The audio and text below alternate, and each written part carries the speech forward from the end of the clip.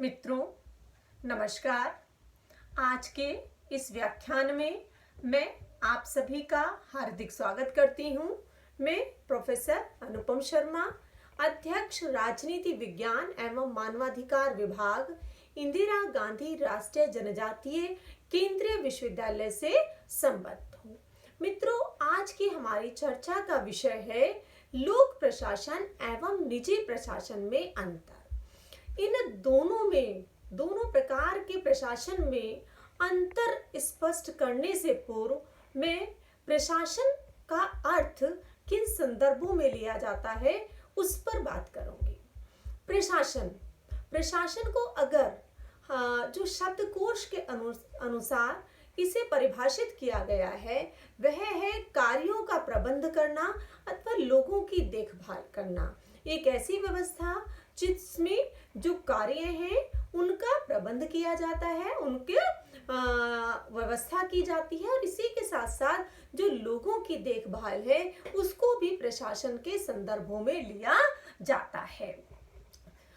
विद्वानों के अनुसार अगर प्रशासन के अर्थ की हम बात करें तो फिफनर ने जो प्रशासन को परिभाषित किया है उन्होंने कहा है कि मनुष्य तथा भौतिक जो साधन होते हैं उनका संगठन एवं नियंत्रण ही प्रशासन है। अर्थात जो मनुष्य और जो भौतिक संसाधन हैं जो किसी भी कार्य को करने के लिए आवश्यक होते हैं उनके ऊपर नियंत्रण को ही फिफनर के द्वारा प्रशासन कहा गया है। इसी में अगर हम एल.डी. वाइट के द्वारा जो प्रशासन को स्पष्ट किया गया है उन्होंने कहा है कि प्रशासन किसी विशिष्ट उद्देश्य अथवा लक्ष्य की प्राप्ति के लिए बहुत से व्यक्तियों के संबंध में निर्देश, नियंत्रण तथा समन्वयकरण की कला है। अर्थात ये जो लक्ष्य है, उद्देश्य है, उसको प्राप्त करने के लिए जो बहुत सारे व्यक्तियों के जो संबंध हैं उनमें को निर्देश दिया जाता है, नियंत्रण रखा जाता है, समन्वयकरण करके एक लक्ष्य को प्राप्त किया जाता है। तो एल.डी. वाइट के द्वारा प्रशासन को इन शब्दों में परिभाषित किया गया है। अगर हम जो शब्दकोश हैं या विद्वानों के द्वारा जो दी गई परिभाषाएं हैं और विभिन्न जो इस क्षेत्र में प्रैक्टिशनर्स हैं उनके द्वारा जो प्रशासन को परिभाषित किया गया है, अगर उन्हें हम एक सामान्यकरण या सामान्य शब्दों में उसका विश्लेषण करें तो उसका अर्थ है कि एक से अधिक व्यक्तियों के द्वारा विशेष उद्देश्य और या विशेष लक्ष्यों की पूर्ति के लिए सहयोगी ढंग से जब कोई कार्य किया जाता है तो वह जो किया जाने वाला कार्य है उसी को प्रशासन कहा जाता है।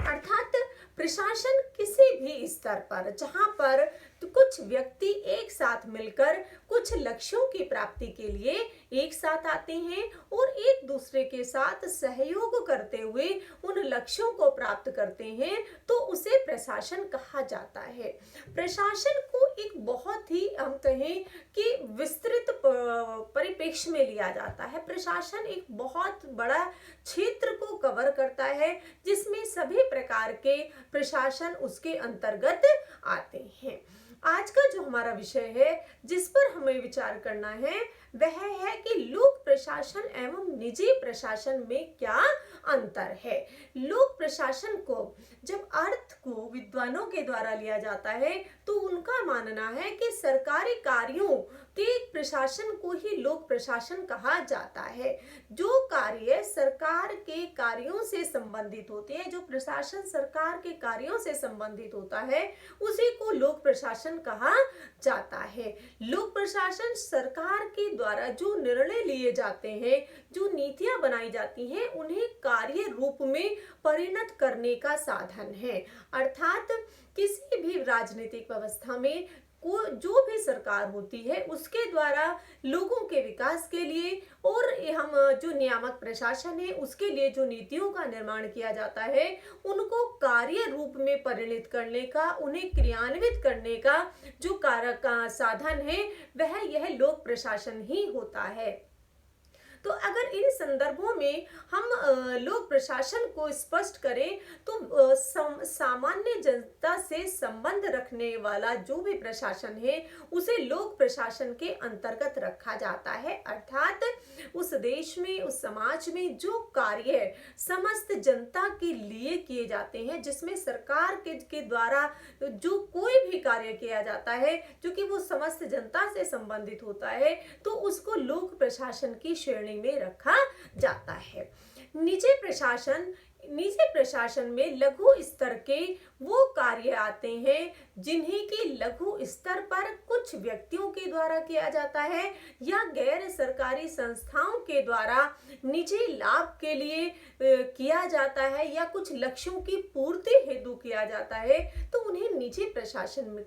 की अंतर्गत रखा जाता है। कि अर्थात जहां पर लोक प्रशासन का क्षेत्र विस्तृत होता है, वहीं पर जो निजी प्रशासन है वह स्तर के आधार पर, लक्ष्यों के आधार पर एक हम कहें छोटे स्तर पर लिया जाता है, उसका दायरा सीमित होता है। लोक प्रशासन और निजी प्रशासन इस प्रकार से प्रशासन का ही भाग है जहां पर कि दोनों के द्वारा अपने अपने क्षेत्रों में कार्य किया जाता है।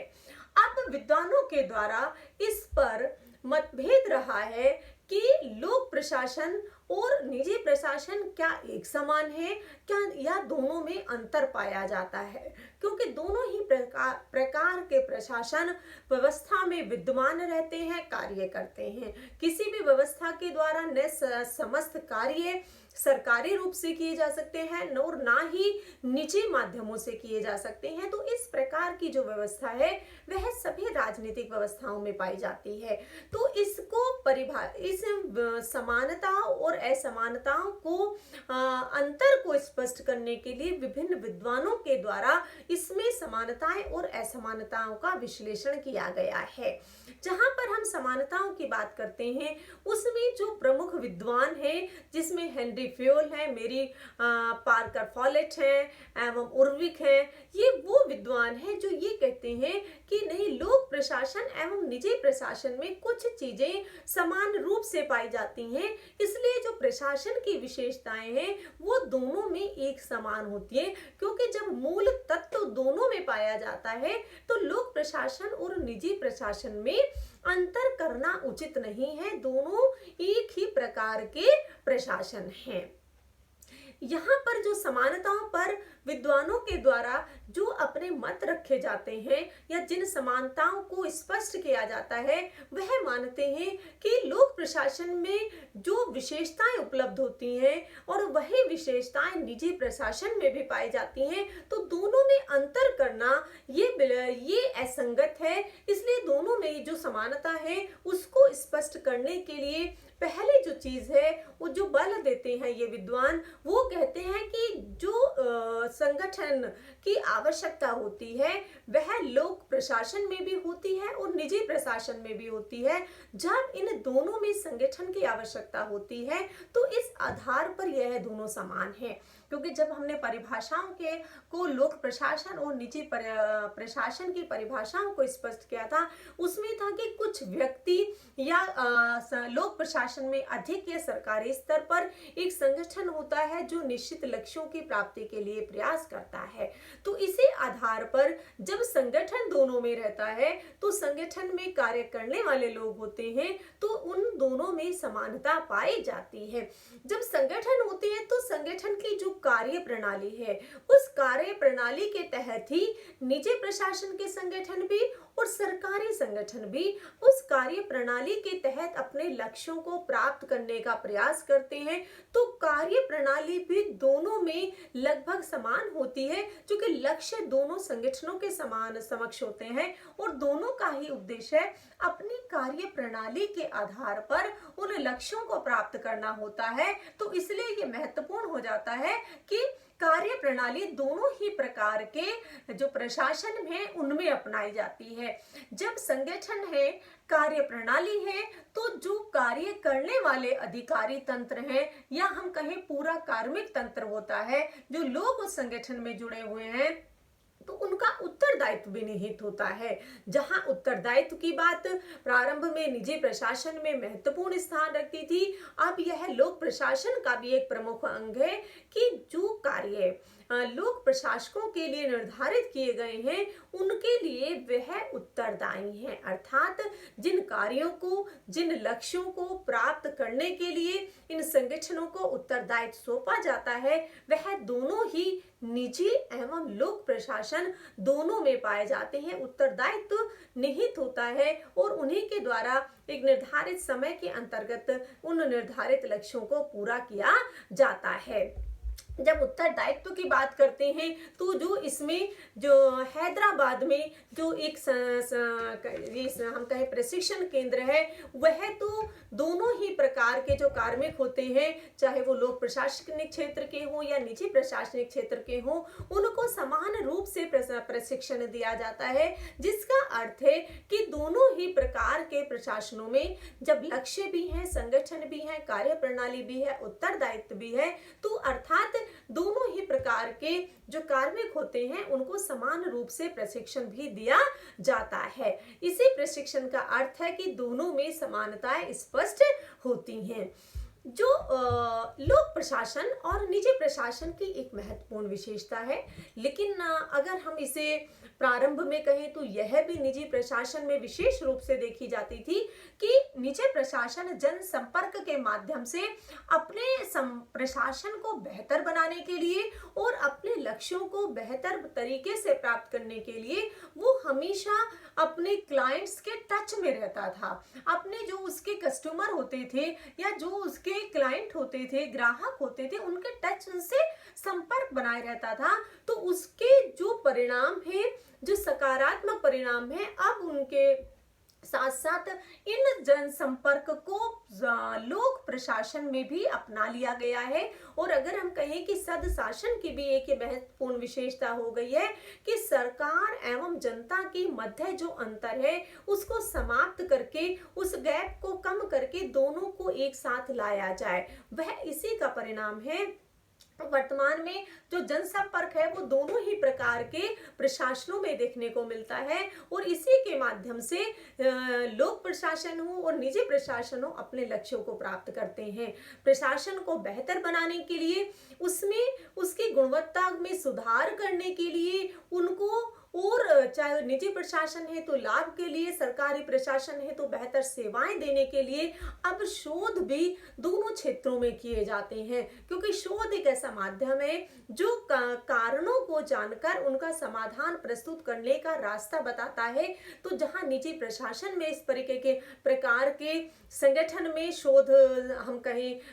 सेल होती है, रिसर्च सेल होती है या शोध संस्थान होते हैं, सरकारी स्तर पर भी इस प्रकार के शोध संस्थान बनाए जाते हैं जो कि प्रशासन को बेहतर बनाने के लिए, उसमें समय के अनुसार परिवर्तन लाने के लिए वो समय समय पर सुझाव देते हैं और उसके माध्यम से प्रशासन में सुधार लाया जाता है। ये महत्वपूर्ण विशेषताएं हैं जो हमें लोक प्रशासन और निजी प्रशासन में दोनों में देखने को मिलती हैं। परंतु विद्वानों का एक बड़ा वर्ग ऐसा है जो अभी भी ये मानता है कि लोक प्रशासन जो है वह निजी प्रशासन से भिन्न है, क्योंकि दोनों के जो विशेषताएं हैं, लक्ष्य हैं, वो भिन्न होते हैं, इसलिए दोनों को एक समान रखना न्यायोचित नहीं है। इस वर्ग में जो प्रमुख विद्वान हैं उनमें हर्बर्ट साइमन है, पॉल एच एपिलबी है और सर जोशिया स्टैम्प है, जो मानते हैं कि लोक प्रशासन निजी प्रशासन से भिन्न होता है। और विद्वानों के द्वारा भी जो इस तर्क में विश्वास रखते हैं कि लोक प्रशासन एवं निजी प्रशासन भिन्न है, उनकी जो तर्क है वो कहते हैं कि जो पहली चीज है, संगठन है दोनों में, लेकिन संगठन के आकार में अंतर होता है। जहां पर लोक प्रशासन का जो संगठन है उसका आकार विस्तृत होता है, पूरे देश में फैला हुआ होता है, हर जीवन के हर पहलू को टच करता है। वहीं पर जो निजी प्रशासन है उसका संगठन छोटा होता है और उसका जो दायरा होता है वह भी सीमित होता है। तो ये जो संगठन का आकार है वह दोनों को बिल्कुल अलग कर देता है या दोनों में असमानताएं स्थापित करता है कि संगठनात्मक रूप से लोक प्रशासन निजी प्रशासन से भिन्न होता है। जहां पर कि दोनों प्रकार के प्रशासन में हम लक्ष्यों की बात करते हैं, वहां पर जो इस वर्ग के विद्वान हैं वो कहते हैं कि लोक प्रशासन में जहां पर सेवा भावना होती है वहां पर निजी प्रशासन में लाभ के तत्व की उपस्थिति उचित होती है, क्योंकि निजी प्रशासन में अधिकतर जो प्रशासन का गठन किया जाता है वह लाभ की प्राप्ति के लिए किया जाता है, अर्थात उसमें लाभ महत्वपूर्ण है। जब लाभ होता है तो निजी प्रशासन और तरक्की करता है या वो लाभ के लिए ही अधिकतर स्थापित किए जाते हैं, उसमें सुधार किए जाते हैं। जबकि जो सरकारी प्रशासन है, जो लोक प्रशासन है, वह चाहे हम कहें किसी भी प्रकार की राजनीतिक व्यवस्थाओं में हो, दोनों में ये अंतर पाया जाता है कि वहां पर वह केवल सेवा भाव के लिए होता है, लोगों के कल्याण के लिए होता है। और जब से राज्यों के द्वारा लोक कल्याणकारी राज्य की अवधारणा को स्वीकार किया गया है तो वहां पर तो अब राज्य के द्वारा बहुत सारे ऐसे कार्य किए जाते हैं जिनका उद्देश्य न केवल लोगों की मूलभूत आवश्यकताओं को पूरा करना, बल्कि इस प्रकार की विकासात्मक योजनाएं बनाकर सभी लोगों को बेहतर शिक्षा, स्वास्थ्य, रोजगार, उनका आर्थिक विकास, सामाजिक चेतना, राजनीतिक चेतना लोगों में पैदा करके उनके जीवन स्तर को और बेहतर बनाया जाता है। तो लाभ का तत्व सरकारी प्रशासन में, लोक प्रशासन में बिल्कुल अनुपस्थित होता है या उसका अभाव पाया जाता है। जहां पर उत्तरदायित्व की बात होती है तो उत्तरदायित्व की जो लोक प्रशासन में होता है वह उत्तरदायित्व अब एक महत्वपूर्ण हम कहें विशेषता के रूप में है कि उत्तरदायी प्रशासन की मांग आजकल अधिक है। और ये जो उत्तरदायित्व है, जब हम बात करते हैं लोक प्रशासन की, तो यह मुख्य रूप से जो लोकतांत्रिक व्यवस्थाएं हैं वह प्रशासन न केवल जो अपने कार्य हैं उनके लिए वो उत्तरदायी होता है, बल्कि उस जनता के प्रति भी उत्तरदायी होता है, क्योंकि लोकतांत्रिक व्यवस्था में जनता सर्वोच्च होती है और उसके द्वारा ही अपनी शक्तियों का प्रयोग अपने प्रतिनिधियों के माध्यम से किया जाता है। तो इस प्रकार से जो उत्तरदायित्व है वह लोक प्रशासन में भिन्न प्रकार का पाया जाता है। वित्तीय क्षेत्र में अंतर होता है, क्योंकि जो वित्तीय क्षेत्र निजी प्रशासन का क्षेत्र है वो बहुत सीमित क्षेत्र में होता है, उनका बजट बहुत कम होता है, जबकि जो लोक प्रशासन है उसका जो वित्तीय क्षेत्र होता है वो बहुत विस्तृत होता है, वो जीवन के प्रत्येक क्षेत्र को टच करता है। इसलिए जो बजट है उस बजट का आकार जो है वह बहुत बड़ा होता है, इसलिए वित्तीय क्षेत्र जो है वो बहुत बड़ा हो जाता है, जबकि निजी क्षेत्र में वह बहुत सीमित होता है। अगर उद्देश्यों की बात करें तो उद्देश्यों में भी भिन्नता पाई जाती है। यद्यपि दोनों ही प्रकार के जो प्रशासन है उनका उद्देश्य जो होता है वह लक्ष्यों को लेकर चलते हैं, उद्देश्यों को लेकर चलते हैं, लेकिन उद्देश्यों में भिन्नता होती है। जो सरकारी उद्देश्य होते हैं, लोक प्रशासन के उद्देश्य होते हैं, वो विस्तृत होते हैं, समस्त जनता का सेवा उसमें निहित होती है, उनका विकास निहित होता है। तो जो उद्देश्य बनाए जाते हैं वो उद्देश्य लॉन्ग टर्म के हिसाब से बनाए जाते हैं, अर्थात सरकार कोई भी आए, सरकार भले ही बदलती रहे, लेकिन सरकारों के जो प्रशासन के उद्देश्य हैं वो उसमें निरंतरता पाई जाती है। प्रशासन के द्वारा बिना किसी भेदभाव के जो भी सभी सरकारों के द्वारा जिन उद्देश्यों को रखा जाता है उनको प्राप्त करने का निरंतर प्रयास किया जाता है। इसलिए उद्देश्यों की जो भिन्नता है उसे स्पष्ट रूप से देखा जा सकता है। इसी के साथ साथ अगर हम संगठन में कार्य की गति की बात करें तो जो निजी प्रशासन है दोनों में कार्य प्रणाली को तो अपनाया जाता है, लेकिन जो गति की बात करते हैं वो सरकारी कार्यों की जो गति होती है वह निजी प्रशासन के हिसाब से थोड़ा धीमी होती है, क्योंकि वहां पर जो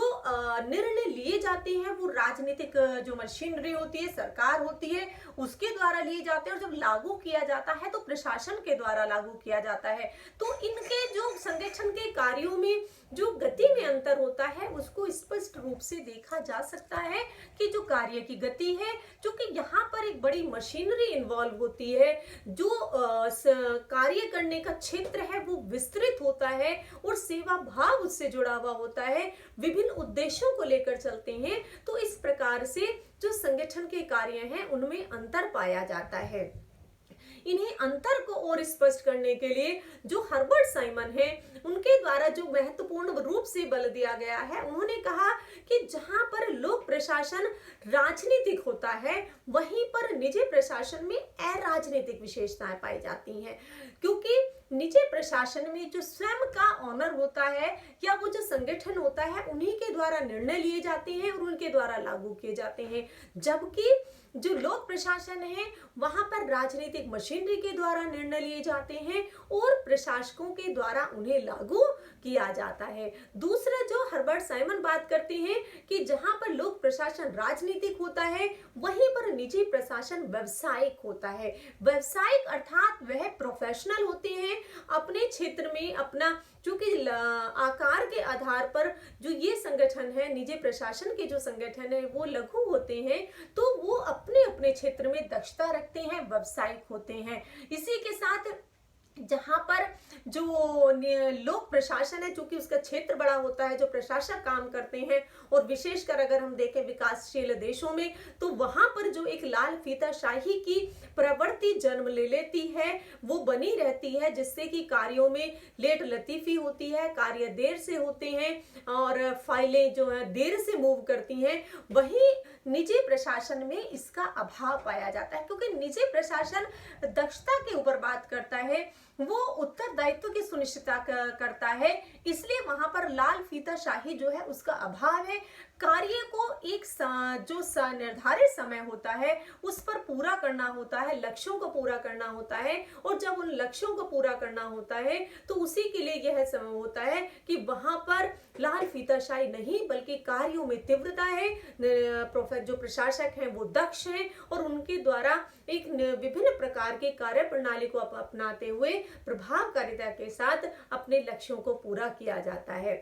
इसी संबंध में जब पॉल एच एपिलबी ने अपने अंतर को स्पष्ट किया लोक प्रशासन और निजी प्रशासन में, तो वो कहते हैं कि जहां पर लोक प्रशासन का जो क्षेत्र है उसका प्रभाव है और उसी के साथ साथ जो लोक प्रशासन कार्य करता है उसमें जो विचार है वह व्यापक है, जबकि निजी प्रशासन में ये सारी जो चीजें हैं वो सीमित स्तर पर होती हैं, या हम कहें कि वो एक छोटे स्तर पर होती हैं। इसमें जो हम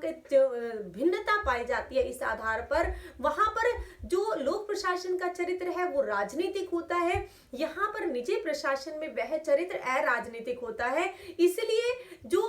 लोक प्रशासन है वो जनता के प्रति उत्तरदायी होता है, जबकि जो निजी प्रशासन है, जो स्वयं का प्रशासन है, वह उसके प्रति उत्तरदायी होता है। अगर दोनों प्रकार के हम प्रशासनों की बात करें तो वो एक ही प्रकार के, एक प्रशासन का अंग है, एक प्रशासन का अंग लोक प्रशासन है तो दूसरा उसका अंग निजी प्रशासन है। वहीं पर जहां दोनों के मध्य समानताएं भी पाई जाती हैं, क्योंकि जो दोनों में संगठन भी है, उत्तरदायी भी है, निश्चित लक्ष्य भी हैं, उद्देश्य भी हैं और उसमें जुड़े हुए लोग भी हैं, परंतु उसके साथ साथ जो असमानताएं हैं वह उसे भिन्न बना देती हैं कि जो क्षेत्र के आधार पर, उनके सेवा भाव के आधार पर, लाभ के आधार पर, उत्तरदायित्व के आधार पर, उसके नेचर के आधार पर उन दोनों में अंतर स्पष्ट कर देती हैं। तो इसलिए जहां लोक प्रशासन एवं निजी प्रशासन में समानताएं हैं वहीं पर दोनों में अंतर भी स्पष्ट रूप से दिखलाई देता है। परंतु वर्तमान में यदि हम देखें तो जो निजी प्रशासन की चीजें हैं, जो 3E का कॉन्सेप्ट है, जो बात करता है एफिशिएंसी की, जो बात करता है इकोनॉमी की, है ना, तो ये इफेक्टिवनेस की जो बात करता है, तो ये जो 3E वाला कॉन्सेप्ट है, अब इसे निजी प्रशासन की जो दक्षता है उसको लोक प्रशासन में भी अपनाया जा रहा है और लोक प्रशासन को भी और अधिक प्रभावी बनाने पर बल दिया जा रहा है। इसी के साथ आप सभी का बहुत बहुत धन्यवाद।